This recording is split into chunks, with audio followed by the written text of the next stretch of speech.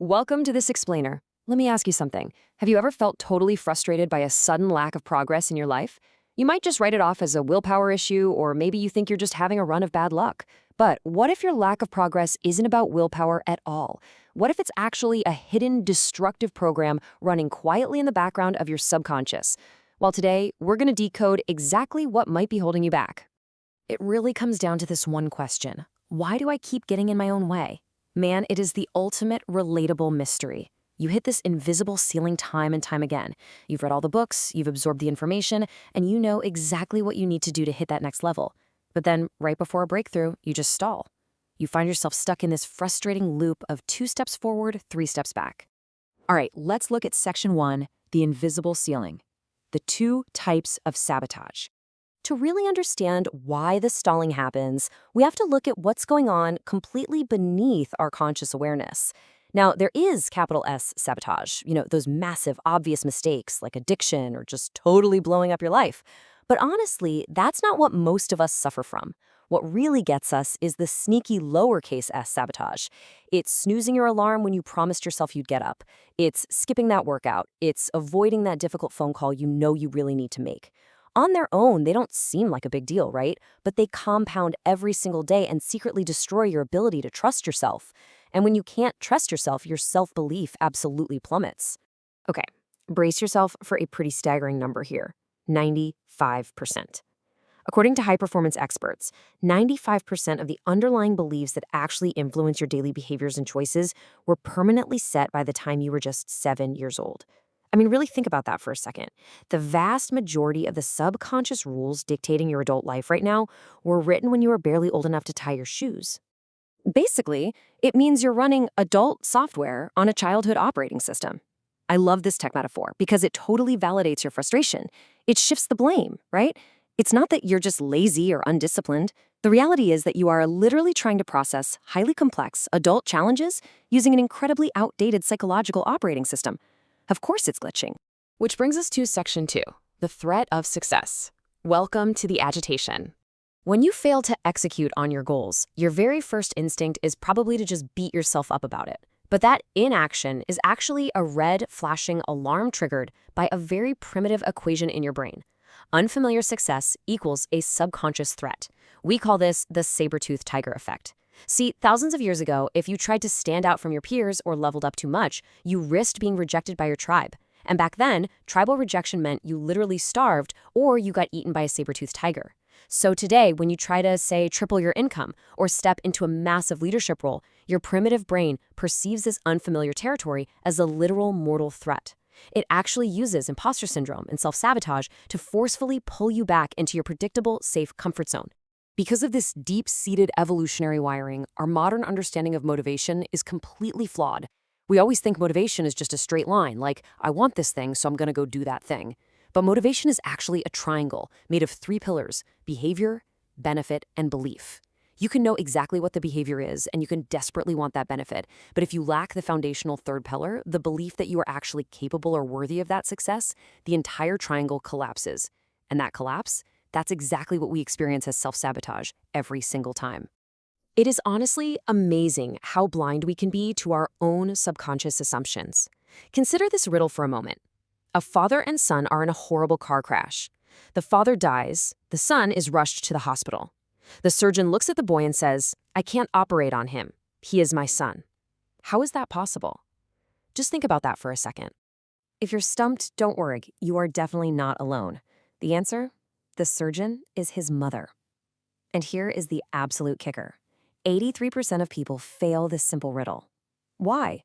Because our brains literally block reality based on prior programming. If your childhood operating system associated the word surgeon strictly with male, your brain literally deletes the obvious solution. It blinds you to reality based on a totally outdated assumption. Let's move into Section 3, beliefs are just tools, the turning point. So, if we're all just walking around blindly following outdated programming, how do we fix it? Well, we have to excavate those old assumptions and completely redefine our understanding of our own minds. We have to realize that beliefs are really just tools. There's a big difference here. You have a fact, which is an objective truth like gravity. You have faith, which is a conviction that requires zero evidence. But a belief? A belief is simply a conviction that is open to revision based on new evidence, and this right here is the ultimate game changer. A belief isn't some permanent tattoo on your soul, it's just a working hypothesis. When new evidence arrives, you are allowed and actually supposed to revise it. Since beliefs are just tools, we can think of them a lot like a carpenter's toolbox. I mean, you wouldn't stubbornly use a hammer to drive in a screw, right? So why hold on to a mental tool that is actively breaking your life? We have to intentionally swap our limiting beliefs. Those are the ones that sap your motivation and increase your suffering, for liberating beliefs. Those are the ones that actually supply motivation and decrease your suffering. It has to be an intentional, deliberate exchange of tools. Now, if you doubt how incredibly powerful swapping a single belief can be, consider a 240 times increase in endurance. In a really famous clinical study, researchers had rats swimming in water, and normally, these rats would give up and sink after about 15 minutes.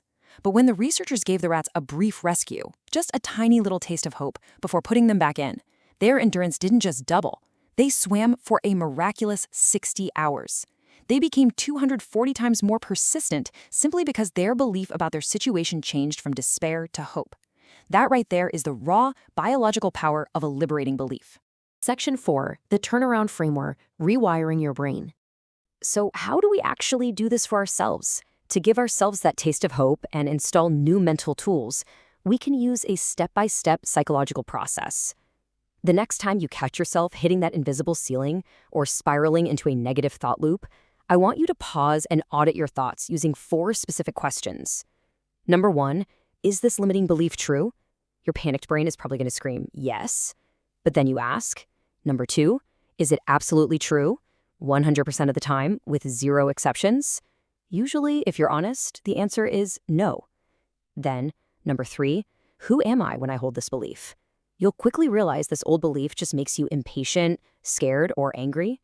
And finally, number 4, who would I be without this belief? You'd likely be far more at peace, way more focused, and highly effective. Once you've loosened the grip of that old belief with those 4 questions, you execute the final step. We call this the 180-degree flip. You actually force your brain to find the exact opposite of your limiting belief. Then, you actively go out and gather evidence to prove that this new positive belief could also be true. By forcing this flip, you immediately stop your autopilot reactions dead in their tracks. You are literally handing your brain a brand new portfolio of positive options to choose from, which short-circuits the self-sabotage cycle entirely. Finally, let's look at Section 5, Mastering Your Subconscious, the Daily Practice. Now, understanding this framework is one thing, but making it permanent, that requires the right environment. Because the voice of your subconscious mind is silence. In our modern world, we are just constantly bombarded by noise, right? We're always scrolling on our phones, always distracting ourselves, but carving out daily solitude is absolutely mandatory. If you are constantly plugged in, you will never actually hear those hidden, destructive background programs running. And if you can't hear them, you can never run the turnaround framework and rewrite them. It is definitely time to stop letting childhood software dictate your adult success. Treat your beliefs like the tools they are, unlearn the ones keeping you stuck, and start building your liberating mindset today. So, as we wrap up this explainer, I want to leave you with this final empowering challenge. What limiting belief will you put through the turnaround this week? Think about it. And if you found this helpful, be sure to subscribe for more. See you next time.